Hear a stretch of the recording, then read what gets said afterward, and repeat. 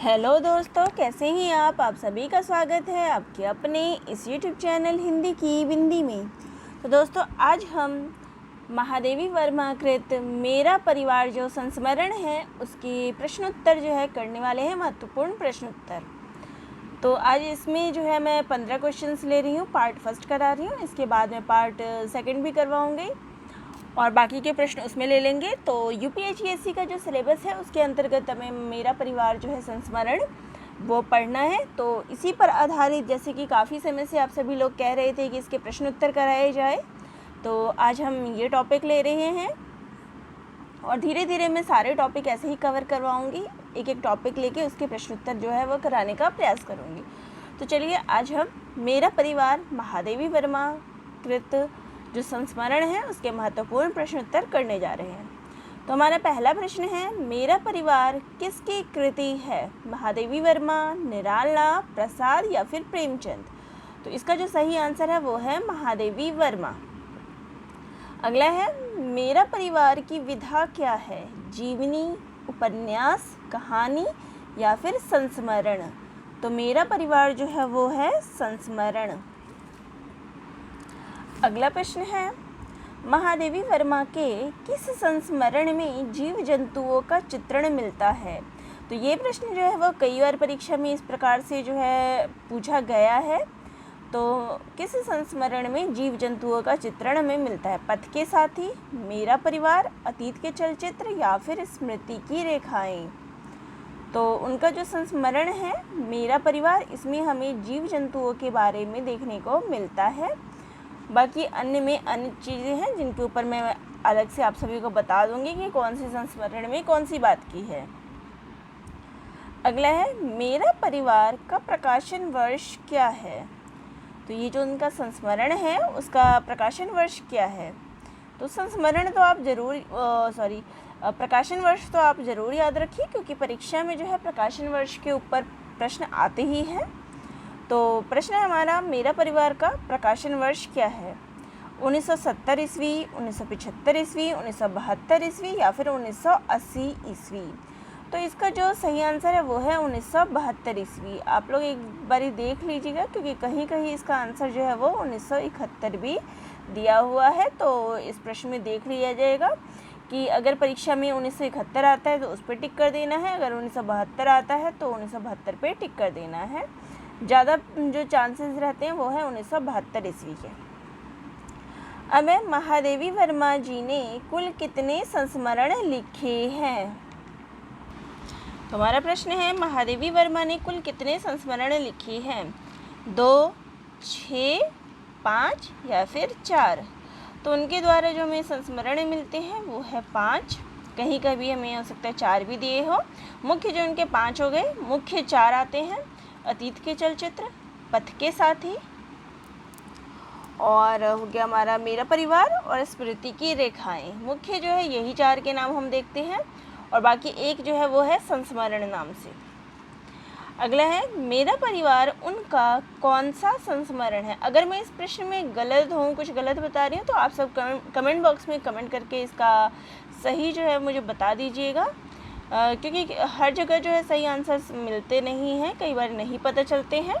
तो अगर आप सभी को इसका सही आंसर पता चले तो ज़रूर बताइएगा, क्योंकि सही बताने का प्रयास मैं करती हूँ, फिर भी कई बारी जो है वो गलत हो जाता है। तो मैं आप सभी को बता दूँ कि इसका आंसर आप थोड़ा चेक करके मुझे कमेंट बॉक्स में कमेंट करके बता दीजिएगा कि फाइनल इसका मैं 5 ही लिखा जाएगा कि 4। तो अगला है, मेरा परिवार उनका कौन सा संस्मरण है? पहला, दूसरा, चौथा या फिर तीसरा? तो मेरा परिवार जो है उनका चौथा संस्मरण है। मैंने आप सभी को जो है प्रश्न जो किस प्रकार से आ सकता है इस पर आधारित जो है बनाने का प्रयास किया है। तो हो सकता है उत्तर प्रश्न बिल्कुल सही है, प्रश्न इसी प्रकार से आएंगे, अगर आएंगे तो इसमें से कुछ भी अलग मेरे ख्याल से नहीं आ सकते, इसी प्रकार से बन सकते हैं। तो वही मैंने बनाने का प्रयास किया है। हो सकता है उत्तर में कहीं कहीं मैं गलत हूँ, तो आप सभी बता दीजिएगा कमेंट बॉक्स में कमेंट करके। तो हमारा अगला प्रश्न है, महादेवी वर्मा जी का पहला संस्मरण कौन सा है? अतीत के चलचित्र, स्मृति की रेखाएं, पथ के साथी, मेरा परिवार? तो उनका जो पहला संस्मरण है वो है पथ के साथी। सॉरी, तो यहाँ ये गलत हो गया। तो उनका जो है अतीत के चलचित्र जो है उनका पहला संस्मरण है, यही मैं थोड़ा कंफ्यूज हो गई थी। उनका संस्मरण जो है अतीत के चलचित्र उनका पहला संस्मरण है। तो ये उनका पहला संस्मरण है जिसका वर्ष हो गया 1941 ईस्वी। और पथ के साथी जो है वो है 1956 ईस्वी का है। और स्मृति की रेखाएं जो है वो है 1943 ईस्वी। और मेरा परिवार 1972 ईस्वी। तो हो गया आपको क्लियर। तो यहाँ पे अतीत के चलचित्र उनका पहला संस्मरण है 1941 ईस्वी। स्मृति की रेखाएं उनका दूसरा चलचित्र है, संस्मरण है 1943 ईस्वी। पथ के साथ ही उनका तीसरा संस्मरण है 1956 ईस्वी। और मेरा परिवार 1972 ईस्वी उनका चौथा संस्मरण है। अगला है, महादेवी वर्मा के किस रचना में पशु पक्षियों से प्रेम का चित्रण मिलता है? पथ के साथ ही, अतीत के चलचित्र, मेरा परिवार या फिर संस्मरण? तो मेरा परिवार। तो हमारा अगला प्रश्न है, मेरा परिवार में नीलकंठ किसका नाम होता है? मोर का, हिरनी का, खरगोश का या फिर गिलहरी का? तो नीलकंठ जो है वो है मोर का नाम होता है। अगला है, मेरा परिवार में पहला संस्मरण किसका है? तो मेरा परिवार में हम अलग अलग पशु पक्षियों के बारे में पढ़ते हैं। तो इसमें सबसे पहली जो बात की गई है वो किसकी की गई है?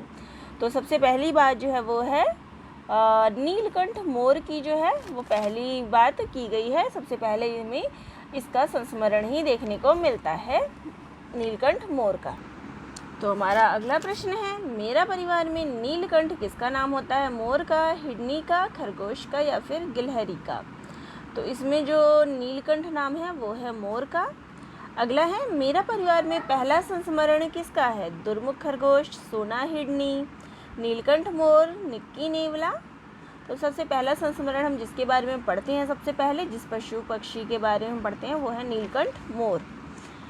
अगला है, मेरा परिवार के पहले संस्मरण में मोर मोरनी का नाम क्या रखा जाता है? तो पहला संस्मरण जब हम इसका पढ़ते हैं तो उसमें हमें मोर मोरनी के बारे में पता चलता है। तो उसका नाम क्या रखा जाता है? नीलकंठ राधा, सोना हिरनी, गौरा रोजी या फिर राधा दुर्मुख? तो इसका जो सही आंसर है वो है नीलकंठ और राधा।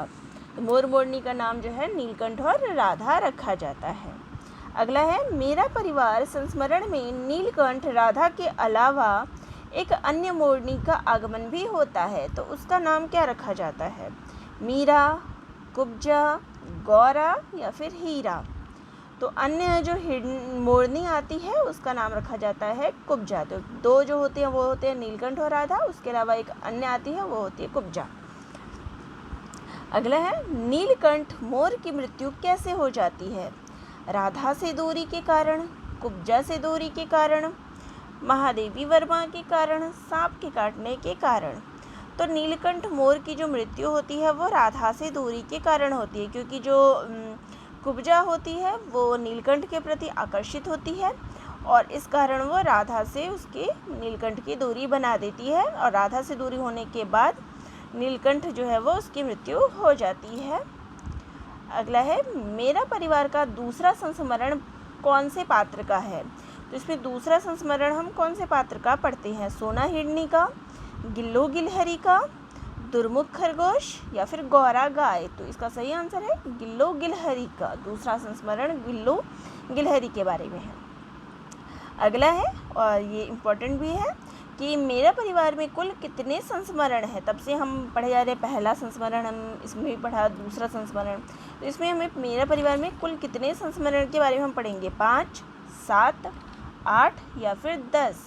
तो इसका जो सही आंसर है वो है 7। तो मेरा परिवार में हम कुल 7 संस्मरण के बारे में पढ़ेंगे। इसमें हमें 7 जीव जंतुओं के बारे में देखने को मिलता है। 7 जीव जंतु, 7 पक्षियों के बारे में, पशुओं के बारे में हमें देखने को मिलता है। तो चलिए, ये थे हमारे मेरा परिवार संस्मरण जो कि महादेवी वर्मा के हैं, उसके 15 क्वेश्चन आंसर। तो आप सभी को कैसा लगा कमेंट बॉक्स में ज़रूर कमेंट करके बताइएगा। और बाकी के इसके प्रश्न इसके पार्ट 2 में आप सभी को मिल जाएंगे। तो ये वीडियो आप सभी को कैसा लगा कमेंट बॉक्स में ज़रूर कमेंट करके बताइएगा। जहाँ इस प्रश्न में कोई त्रुटि हो वहाँ भी बताने का प्रयास करिएगा। तो दोस्तों आप सभी का बहुत बहुत धन्यवाद।